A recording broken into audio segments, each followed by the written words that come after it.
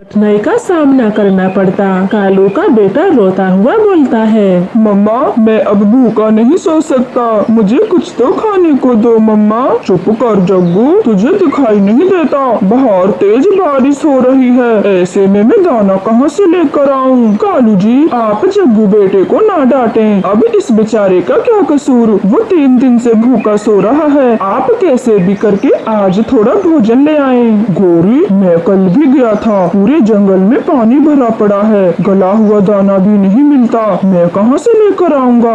आप रहने दें, मैं ही जाती हूँ, अपने बच्चे के लिए कुछ न कुछ तो ले ही आऊंगी। गौरी, ध्यान से जाना, ऐसे मौसम में भूखे चील अपना शिकार ढूंढते हैं। अब मरूं या बचूं, लेकिन अपने बेटे को भूखे मरते नहीं देख पाऊंगी। मैं चलती हूँ। फिर गौरी कौवी अपनी जान को दांव पे लगा के तेज बारिश में ही घर से निकल जाती है। इधर चिड़िया के बच्चे भी भूख से तड़प रहे थे। मम्मा मम्मा, भैया को तो देखें, कैसे चक्कर खाकर ये गिर गए हैं, आप जल्दी करें। मम्मा चिड़िया भागी भागी कुक्कू के पास आती है और बारिश की बूंदे उसके मुंह में डालती है। कुक्कू धीरे धीरे अपनी आंखें खोलता है। कुक्कू मेरे बच्चे, आप ठीक तो हो?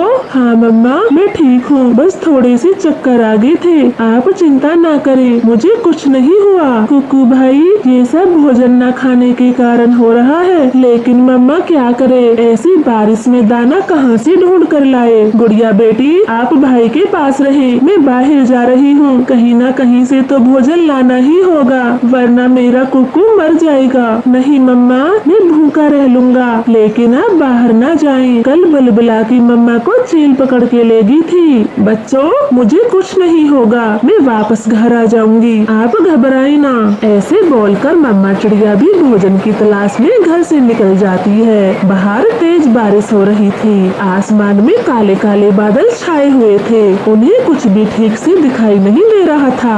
ये डंडा, एक काम करती हूँ, इसे अपने पास रख लेती हूँ, अगर चील मुझे मिल भी गई तो उसकी इसी से पिटाई करूँगी। फिर गौरी कौवी उस डंडे को अपने कंधे पर रखे आगे की तरफ निकल जाती है। भूखा चील पत्तेदार पेड़ में छुपा बैठा था, उसकी नजर रानो चिड़िया पर जाती है। आ गया, शिकार आ गया, आज इस छोटी चिड़िया को पकड़ के ले जाऊंगा, मेरी पत्नी इसका मांस खा के बहुत खुश होगी। चील चौकन्ना हो जाता है, भोली चिड़िया को क्या पता था, वो उसी पेड़ के बिल्कुल पास से जाती है। तभी चील एकदम से चिड़िया को दबोच लेता है। इतनी भी छोटी नहीं है ये चिड़िया, इससे तो हम दोनों का पेट भर जाएगा।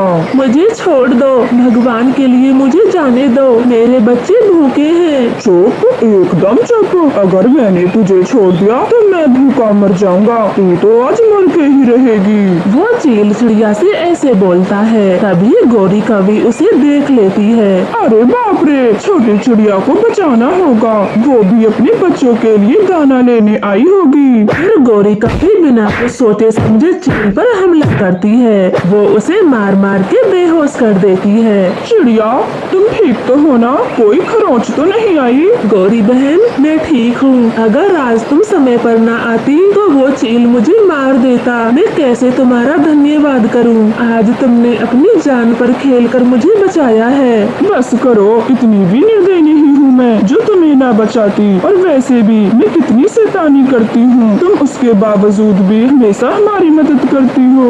वो तो है, लेकिन आज मैं बेबस हूँ, मेरे बच्चे भूखे हैं, उनके लिए भोजन लेने आई हूँ। मेरा जग्गू भी पिछले 3 दिनों से भूखा है, ऊपर से ये बारिश, पूरे जंगल के पक्षी परेशान हैं। ऐसे फिर वो दोनों भोजन की खोज साथ साथ करती हैं। वो दोनों उड़ते उड़ते काफी दूर आ जाती हैं। भी अच्छा हुआ जो ये बारिश बंद हो गई, अब शायद कुछ मिल सकता है। चिड़िया, इतनी देर से उड़ उड़ के मेरे पंख भी दुखने लगे, और कितनी दूर जाना पड़ेगा? गौरी कौवी ऐसे बोलकर रुक जाती है। वो जहाँ पर रुकती है वहाँ बांसों का झुंड था। गौरी एकदम से बोलती है, चिड़िया बहन, ये देखें, बड़े बांस के झुंड के पास कुछ नए बांस उगे हैं, इन्हें हम खा सकते हैं। गौरी, ये क्या बोल रही हो, भला बांस भी कोई खाने की चीज है? अरे हाँ हाँ, तुम हटो, बचपन में मैं जब छोटी थी मेरी माँ ये बांस खाया करती थी और हमें भी खिलाती थी। ये खाने वाले बांस हैं। फिर गौरी कौवी जल्दी से 2-3 बांस तोड़ लेती है। चिड़िया भी उसके साथ 2-4 बांस तोड़ लेती है और वो दोनों अपने जंगल आ जाती हैं। गौरी कौवी बांस के छोटे छोटे टुकड़े करती है और चिड़िया को खिलाती है। लो जग्गू बेटे, तुम भी ये खाओ, इसका स्वाद बाकी चीजों से हटके है। चिड़िया तुम भी लो। पता नहीं गौरी, तुम अब क्या क्या खिलाओगी, मैं देखती हूँ खाके। फिर रानो चिड़िया भी एक बांस का टुकड़ा खा लेती है। उसे वो बहुत स्वादिष्ट लगता है। गौरी तुमने तो सही कहा, ये बांस खाने में तो बहुत स्वादिष्ट है, इसका स्वाद भी अच्छा है, हम इसे खा सकते हैं। फिर रानो चिड़िया बांस लेकर अपने घर आती है और दोनों बच्चों को खिला देती है। अब बच्चों का पेट भर गया था। मम्मा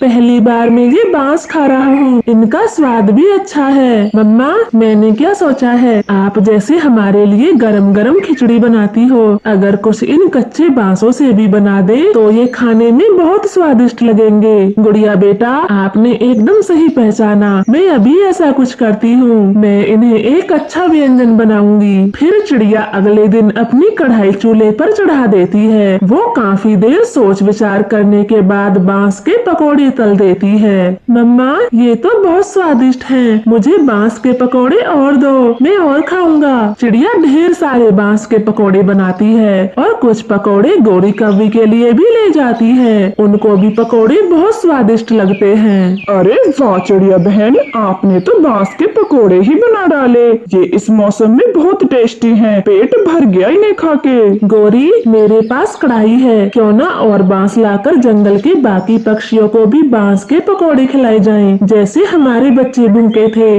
ना जाने कितने पक्षियों के बच्चे भूखे होंगे। ठीक कहा चिड़िया, मैं भी तुम दोनों के साथ जाऊंगा बांस लेने। ऐसे में दूसरे पक्षियों की मदद करना बहुत अच्छी बात है। ऐसे बातें कर वो तीनों बांस के जंगल चले जाते हैं और काफी सारे बांस लाते हैं। चिड़िया अपने घर में बांस के पकौड़े बनाती है और कालू गौरी घर के बाहर भूखे पक्षियों को पकौड़े बांटते हैं। दे दो, मुझे और दे दो, मेरी पत्नी और बच्चा बहुत भूखे हैं। हाँ मिट्ठू तोते, क्यों नहीं, ये ले पूरे 3 प्लेट पकोड़े ले जा और पेट भर के खिला अपनी पत्नी बच्चों को। गौरी कालू ये बांस के पकौड़े तो बहुत स्वादिष्ट हैं, मुझे भी दो। वो कबूतर को भी 1 प्लेट पकौड़े दे देते हैं। ऐसे वो सभी पक्षियों को बांस के पकौड़े खिलाते हैं और खुद भी खाते हैं। प्यारे दोस्तों आपको हमारे बांस के पकौड़े कैसे लगे? दूर किसी जंगल में कुछ पक्षियों का बसेरा था। एक दिन की बात है, रानो चिड़िया के घोंसले में फल और कुछ चावल रखे थे। उसी जंगल में एक कौवों का जोड़ा भी रहता था। वो तो बहुत आलसी थे। पति कालू जी, जोरों की भूख लगी है और वो देखें छोटी चिड़िया के घोंसले में भोजन है, क्यों ना हम जाके खा लें। नहीं गौरी, चिड़िया इस समय नदी पे गई हुई है, किसी ने हमें देख लिया तो हम चोर कहलाएंगे, जंगल से भी निकाल दिए जाएंगे। आप भी ना इतना डरते हो, हम कौवे हैं, किसी को कुछ पता नहीं लगने देंगे। चिड़िया का भोजन हमने खाया है, अब चलें। फिर गौरी कौवी कालू को अपने साथ लेकर चिड़िया के घोंसले में चली जाती है और चिड़िया के घोंसले का पूरा खाना खा लेती है। थोड़ी देर बाद चिड़िया नदी से वापस आती है तो अपने घोंसले को खाली देख मम्मा चिड़िया बहुत दुखी होती है। अरे मेरे घोंसले में फल और चावल रखे थे, अब कहाँ गए? मेरा भोजन कौन दुष्ट ले गया? चिड़िया कबूतर के पास जाकर बोलती है, कबूतर भैया मैंने अपने घोंसले में भोजन रखा था, मैं नदी पर गई थी और जब वापस आई तो कुछ भी नहीं मिला। आपने मेरे घोंसले में किसी को देखा था? नहीं रानो चिड़िया, मैं तो अभी अभी आया हूँ, तब तो आपके घोंसले में कोई नहीं था, मैंने किसी को नहीं देखा। हो सकता है कोई बूढ़ा पक्षी भूखा हो और आपके घोंसले से अपना पेट भर के चला गया। आप सही कहते हो, कोई बूढ़ा पक्षी ही होगा जो भोजन खाकर चला गया, वरना हमारे जंगल में ऐसा तो कोई नहीं करता। ऐसे बातें कर चिड़िया दोबारा से भोजन की खोज को जाती है। इधर कौवे तो आराम से बैठे थे। देखा कालू, किसी को कुछ मालूम नहीं हुआ और हमने चिड़िया का भोजन भी खा लिया। हाँ गौरी, और उस चिड़िया का क्या है, मिनटों में भोजन खोज लाती है, दाना भी कितना स्वाद था। इस तरह से दोनों कौवे पति पत्नी चिड़िया का भोजन खा के बहुत खुश थे। अब तो उनकी दूसरों का भोजन चुरा के खाने की आदत बन गई थी। वो कभी भी खुद से भोजन नहीं लाते थे। चिड़िया बहन, अब सर्दियों का मौसम आने वाला है, क्या तुमने दाना पानी जमा कर लिया है? नहीं रेशमा, मैं कैसे भोजन जमा करूं? जैसे ही थोड़ा भोजन घोंसले में रख के जाती हूँ, कोई दुष्ट मेरा पूरा भोजन ले जाता है। मैं बहुत परेशान हूँ, करूँ तो क्या करूँ? ये तो बड़ी समस्या की बात है। कोई दुष्ट रोज रोज आपका भोजन चोरी करके ले जाता है। ऐसे तो आप सर्दियों के लिए थोड़ा भी भोजन जमा नहीं कर पाओगी। मेरी मानो तो आप लकड़ी का मजबूत घर बना लो, फिर वो चोर आपका भोजन चोरी नहीं कर पाएंगे। आप सही कहती हो, मैं अपना लकड़ी का ही घर बनाऊंगी और मजबूत दरवाजा भी लगाऊंगी और फिर सर्दियों के लिए आराम से सारा भोजन जमा करूंगी। ऐसे खुश होकर छोटी चिड़िया लकड़ी लेने जंगल चली जाती है। कालू कौवा उन दोनों की बातें सुन रहा था। वो भागा भागा अपनी पत्नी गोरी के पास जाता है। गोरी, चिड़िया अपना घर लकड़ी से बनाने वाली है। अगर उसने लकड़ी का घर बना लिया तो हम भोजन कैसे चुरा पाएंगे? हमें बड़ी दिक्कत होगी। ना ना कालू जी, चाहे कुछ भी हो, मैं छोटी चिड़िया को लकड़ी का मजबूत घर नहीं बनाने दूंगी। अभी तो पूरी सर्दी पड़ी है भोजन चुराने को। ऐसे कालू गोरी चिंता में पड़ जाते हैं। इधर जंगल में आकर मेहनती चिड़िया खूब लकड़ियाँ जमा करती है। उसे एक आवाज सुनाई देती है, बचाओ बचाओ, मेरी कोई मदद करो, मैं परी हूँ, मैं इन झाड़ियों में फंसी हूँ। फिर रानो चिड़िया बड़ी झाड़ियों के पीछे देखती है। उसे जादुई परी मकड़ी के जाल में फंसी मिलती है। छोटी चिड़िया, मेरी मदद करो, मुझे इस जाल से बाहर निकालो, मैं यहाँ काफी देर से फंसी हूँ। फिर छोटी चिड़िया अपनी चोंच से मकड़ी के जाल को काटती है और परी को जाल से आजाद करती है। आपका बहुत बहुत धन्यवाद। अगर इस जंगल में तुम नहीं आती तो पता नहीं मैं कब तक ऐसे जाल में फंसी रहती। परी जी, धन्यवाद कैसा, मुसीबत में फंसे की मदद करना तो हमारा फर्ज है। फिर परी आसमान में उड़ जाती है। चिड़िया भी लकड़ी लेकर अपने जंगल लौट आती है। वो लकड़ियों को अपने घोंसले के पास रखकर सो जाती है। वो लकड़ी काटने के कारण बहुत थक जाती है, इसलिए जल्दी ही सो जाती है। जाओ जाओ कालू, चिड़िया की लकड़ियों को उठा के कहीं दूर फेंक आओ। हम भी चिड़िया का लकड़ी घर बनने नहीं देंगे। फिर कालू कौवा चिड़िया की लकड़ी का गट्ठर उठाता है और घने जंगल में फेंक आता है। सुबह को चिड़िया फिर से दुखी होती है, मेरी लकड़ी कहाँ है? मैंने रात को यही रखी थी, अब तो वो चोर मेरी लकड़ियाँ भी चुरा के ले गया।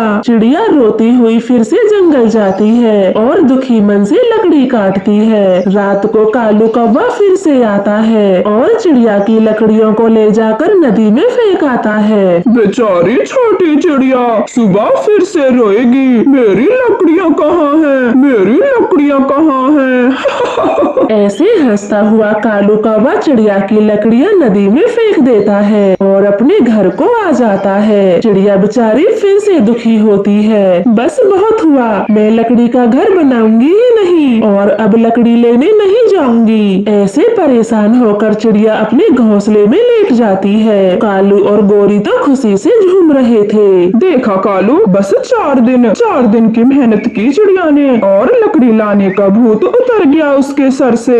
गोरी, अब हमें कोई चिंता नहीं, आराम से चिड़िया का भोजन चुरा पाएंगे और खा पाएंगे।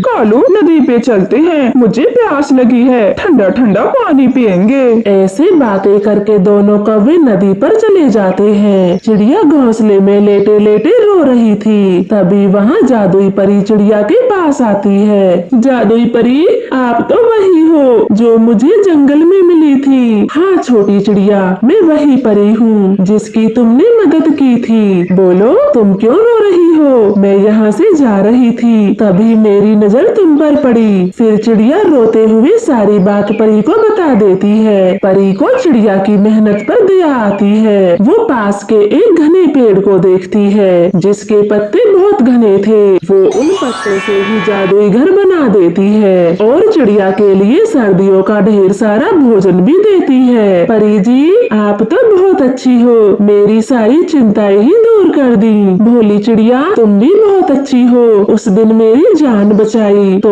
आज मेरी बारी थी तुम्हारी मदद करने की। अब मैं चलती हूँ। ऐसे बोलकर परी वहाँ से चली जाती है। चिड़िया भी खुशी खुशी अपने घर के अंदर चली जाती है। थोड़ी देर बाद कौवे वहाँ पर आ जाते हैं। वो तो चिड़िया का पत्तों का घर देखकर हैरान थे। कालू, अभी थोड़ी देर पहले तो यहाँ कुछ भी नहीं था, फिर ये सुंदर पत्तों का घर कहाँ से आ गया? मुझे क्या पता गौरी, मैं भी तो तुम्हारे साथ गया था। पता नहीं चिड़िया ने कौन सा जादू सीख लिया जो इतनी जल्दी पत्तों का घर बना लिया। हम भी कौवे हैं, चिड़िया के घर के पत्ते पत्ते उड़ा देंगे। कालू गौरी ऐसे बातें कर चिड़िया के घर को रात में ही तोड़ने चले जाते हैं, मगर जादुई परी सब देख रही थी। तो ये कौवे हैं जो भोली चिड़िया को परेशान करते हैं, उसका भोजन भी चुराते हैं, उसकी लकड़ियों को भी दूर फेंक कर आए। आज इन्हें सबक देना ही पड़ेगा। कालू कौवा और गौरी कौवी जैसे ही चिड़िया के घर को तोड़ने लगते हैं तो जादू परी उनकी खूब पिटाई करती है। कालू, ये क्या हो रहा है? ये डंडा हमें क्यों मार रहा है? बचाओ, मुझे तो कोई बचाओ। कौन है यहाँ? दुष्ट कौवों, मैं जादू परी हूँ। तुम दोनों भोली चिड़िया को बहुत दुखी करते हो, इसलिए आज तुम दोनों की पिटाई होनी बहुत जरूरी थी। नाना परी जी, इस डंडे से तो ये रुक जाए, हम आगे से चिड़िया की तरफ देखेंगे भी नहीं। हाँ, और मैं तो खुद ही भोजन लेने जाया करूँगा, चिड़िया के लिए भी लाया करूँगा। अब हमें पीटना बंद करें। फिर परी का जादुई डंडा बंद हो जाता है और वो वहाँ से चली जाती है। उस दिन के बाद दोनों कौवे बहुत सुधर गए थे। वो चिड़िया को कभी परेशान ना करने की कसम खाते हैं। हेलो प्यारे दोस्तों, हमारे सब्सक्राइब बहुत कम है, कृपया हमारे चैनल को सब्सक्राइब करें। चिड़िया का बेटा कुक्कू बड़ा हो गया था। वो काफी समझदार और मेहनती पक्षी बन चुका था। गौरी कौवी का बेटा भी अब जवान हो चुका था। दोनों मम्मा पक्षी अपने अपने बेटों की शादियां करवा देती हैं। गौरी, ओ गौरी, ये कैसी बहू लाई हो तुम, जिसे अपने ससुर के सामने बैठने का सलीका तक नहीं मालूम? बहू चंदा, तुम्हारी माँ ने कायदे कानून नहीं सिखाए तुम्हें ससुराल में रहने के? अभी के अभी घोंसले से बाहर निकलो और जमीन पे बैठो। लेकिन यहाँ बैठने में क्या बुराई है? मैं तो अपने घर में ऐसे ही बैठती थी। चुप चुप बेहया, वो तेरा मायका था और ये ससुराल। यहाँ तुझे सब कुछ हमारे हिसाब से करना होगा, ना कि अपने घर जैसे। फिर चंदा कौवी घोंसले से नीचे उतर जाती है और जमीन पर बैठ जाती है। इधर रानो चिड़िया की बहू रानो से कहती है, माँ जी, मैं आपके पंख दबा देती हूँ। शादी की भागदौड़ में आप बहुत थक गई होंगी। हाँ बेटी, थक तो मैं गई हूँ, मगर एक माँ अपनी बेटी से कभी पैर नहीं दबाती। आजा, तू मेरे पास बैठ। और ये माजी माजी क्या लगा रखा है? मुझे आज के बाद सिर्फ माँ बुलाना। फिर मम्मा चिड़िया मुन्नी को अपने पास बिठाती है और उससे ढेर सारी बातें करती है। उन्हें तो पता भी नहीं चलता कब रात हो जाती है। मुन्नी बेटी, बातें करते करते पता भी नहीं चला। अब सब पक्षी सो गए हैं, आप भी जाकर सो जाएं। माँ, मैं शादी से पहले बहुत डरी हुई थी। मेरी मम्मा सास पता नहीं कैसी होगी, गरम मिजाज वाली या ताने मारने वाली, मगर आप तो बहुत अच्छी हो, बिल्कुल मेरी मम्मा जैसी। ये बातें कर मुन्नी चिड़िया अपने घोंसले में सो जाती है और सुबह हो जाती है। बहू चंदा, जग्गू और उसके पापा तो भोजन की खोज को चले गए। अब मैं भी नदी पे घूम के आती हूँ, 1-2 घंटे में वापस आ जाऊंगी। तुम अंदर से कुंडी लगा लो। माँ जी, क्या मैं भी आपके साथ चलूं? मेरा भी मन लग जाएगा, मैं अकेले घर में क्या करूंगी? चुप चुप होके यही बैठ, तू बहू है और बहू का काम है घर के 4 दीवारों में रहना, और मन भी लग जाएगा। पूरे घर को चमका दे, काफी दिनों से मैंने सफाई नहीं की। ऐसे कहकर गौरी कौवी घूमने चली जाती है। नदी पर रानो चिड़िया अपनी बहू को साथ लेकर आती है। गौरी कौवी तो देखते ही बोलती है, आहा चिड़िया, माना कि तेरी बहू सुंदर है, मेरी बहू से ज्यादा खूबसूरत है। इसका मतलब ये नहीं बहू को पूरा जंगल घुमाएगी। बहू को घर ही छोड़ना था, अपने साथ क्यों लाई? गौरी, घर में मेरे सिवा कोई और नहीं था तो मैं मुन्नी को अकेले कैसे छोड़कर आती? और दूसरी बात, उसे भी तो देखना चाहिए हमारा जंगल कैसा है, यहाँ के पेड़ पौधे और नदियाँ कैसी हैं। मुन्नी बेटा, आपको हमारे जंगल के पेड़ पौधे और नदियाँ कैसी लगी? माँ, बहुत सुंदर है, बिल्कुल आपकी सोच के जैसे, मुझे बहुत पसंद आया। गौरी, तुम भी चंदा कौवी को अपने साथ ले आती, वो हम सबको जानती होती और मुन्नी उसकी उम्र की है। दोनों आपस में बातें करती तो पहचान बनती। नाना चिड़िया, मेरी बहू घर से फालतू नहीं है जिसे साथ लेकर घूमूं। तुम ही घुमाओ इसे। जैसे ये बहू नहीं, छोटी बच्ची है तुम्हारी जिसका घर में मन नहीं लगता। बहू को हमेशा दबा के रखना चाहिए, ना कि सर पे चढ़ा के। ये बात तो ठीक कही गौरी ने। बहू को बहू की तरह रखना चाहिए, वरना वो सर पे चढ़ जाती है। जब मेरी बहू आएगी तो मैं उसे गौरी की ही तरह रखूंगी। ऐसे ताने मारते हुए गौरी और कबूतरी वहाँ से चली जाती है। माँ, क्यों क्यों एक बहू को हमेशा अपने पैरों के नीचे दबा के रखना चाहते हैं ये लोग? वो ये क्यों नहीं समझते वो भी एक बेटी होती है जो अपने परिवार को छोड़ के आती है। मेरी बच्ची, मैं सब समझती हूँ, मुश्किल होता है अपने घर परिवार को किसी अनजान जगह पर छोड़ के आना। आप चिंता ना करें, मैं इनके जैसी नहीं हूँ। अपने बच्चों की खुशी चाहती हूँ। तुम्हें जो भी करना हो मुझसे आकर कहो, जैसे अपनी माँ से कहती थी। मुन्नी रानो चिड़िया के गले लग जाती है। मम्मा चिड़िया मुन्नी को पूरा जंगल घुमाती है। समय गुजरता गया। एक दिन चंदा कवि को चक्कर आ जाते हैं और गौरी कवि उसे लेकर बुलबुल वैद के पास जाती है। बधाई हो गौरी कवि, बधाई हो। आपकी बहू बहुत जल्द अंडा देने वाली है, लेकिन चंदा कवि बहुत कमजोर है। आप इसे अच्छे से खिलाए पिलाएं। बुलबुल, मेरे घर में किसी चीज की कमी नहीं है, सब ऐशो आराम के साधन है। पता नहीं यही क्यों ऐसी मरीसी है। गौरी, आपको चंदा को खिलाने के साथ साथ उसे घुमाना भी होगा, तभी खाया पिया शरीर को लगता है। बुलबुल ऐसे कहती है, मगर गौरी तो उसकी बातों पर जरा भी ध्यान नहीं देती और चंदा को लेकर घर आती है। माँ जी, आप मुझे घुमाने के लिए कब लेके जाओगी? मुझे यहाँ आए कितने दिन हो गए और मैंने घोंसले से बाहर भी नहीं देखा। जग्गू बेटे, जरा सा उस बुलबुल ने क्या बोल दिया? तेरी बहू तो सर पे ही नाचने लगी। मैं इसे कहीं नहीं घुमाने वाली। इतना बड़ा घर है मेरा, जहाँ मन करे वहीं उड़ ले। हाँ हाँ, हमारे घर की बहुएं ऐसे ही नहीं जाती बाहर। जब जग्गू हुआ था तो गौरी पूरा दिन घोंसले में रहती थी और मैं उसके लिए दाना लेकर आता था। पापा पापा, मैं बहुत कमजोर भी तो हुआ था, सबसे लेट उड़ पाया था मैं। हाँ जग्गू, तुम बचपन में कमजोर थे, वो इसलिए कि मेरा ख्याल रखने वाला कोई नहीं था। मगर तुम चिंता न करना, तेरा बच्चा स्वस्थ होगा। मैं चंदा का पूरा ख्याल रखूंगी। दूसरी तरफ मुन्नी चिड़िया भी अंडा देने वाली थी। रानो चिड़िया, जब तक अंडा हो मुन्नी को खूब घुमाना खुले आसमान में। हाँ बुलबुल दी, मुझे सब मालूम है। खुली हवा और उड़ना फिरना और ताजे ताजे फूलों की खुशबू लेना बहुत जरूरी होता है माँ और बच्चे के लिए, तभी माँ और अंडा स्वस्थ रहते हैं। फिर रानो चिड़िया हर दिन अपनी बहू को घुमाने नदी पर ले जाती। वहाँ मुन्नी को ताजी खुली हवा में बैठकर बहुत अच्छा लगता। इधर गौरी कवि अपनी बहू चंदा को बस घोंसले में ही बैठा के रखती। समय गुजरने लगा था। एक दिन रानो चिड़िया गौरी कवि से कहती है, गौरी बहन, लूसी ने मुझे बताया आपकी बहू भी माँ बनने वाली है। क्या आप उसे खुले आसमान की सैर करवाती हो? मैं तो अपनी बहू को हर दिन सैर पे ले जाती हूँ। चिड़िया, तुम तो पागल होगी हो जो अपनी गर्भवती बहू को नदी पे लेकर जाती हो। किसी हवा बवा का चक्कर पड़ गया, किसी की नजर लग गई तो रोती रहना। गौरी, क्या नजर के डर से आप चंदा कवि को घर से बाहर नहीं निकालोगी? और ये नजर वजर कुछ नहीं होती, सब तुम्हारी पुरानी सोच है। मेरी बहू को तो कुछ नहीं हुआ।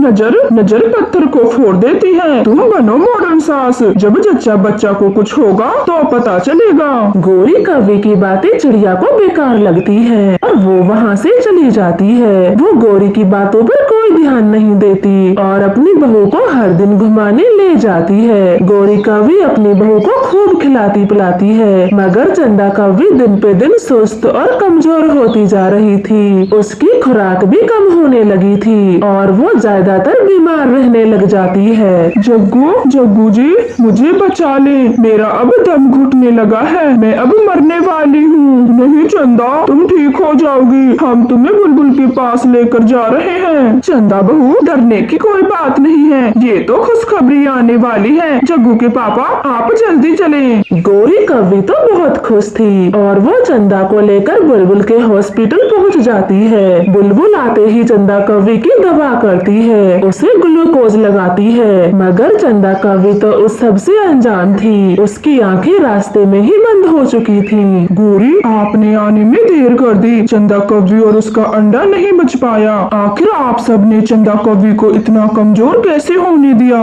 माँ, ये सब आपकी वजह से हुआ है। मेरी पत्नी और अंडा दोनों चले गए। सब आपकी पुरानी सोच के कारण हुआ है। गोरी कौवी तो खामोश थी और चिड़िया की बातों को याद करके रो रही थी। फिर कुछ दिन बाद मुन्नी चिड़िया 2 स्वस्थ अंडों को जन्म देती है। रानो चिड़िया तो बहुत खुश थी। वो तो खुशी से पूरे जंगल में मिठाइयाँ बांटती है। गोरी, ये मिठाई खाएं, मेरे घर में 2 अंडों का जन्म हुआ है। मैं तो दादी बन गई। चिड़िया, अच्छा होता अगर मैंने भी अपनी बहू को तेरी तरह समझा होता, तो आज मेरे घर की खुशियाँ नष्ट न होती। गोरी, अब रो के क्या फायदा? चंदा कौवी और उसका अंडा तो कमजोरी में मर गया। आपने उसे घर की 4 दीवारों में बंद करके रखा। उसकी खुशियों के बारे में नहीं सोचा। वो भी बहू से पहले एक बेटी थी।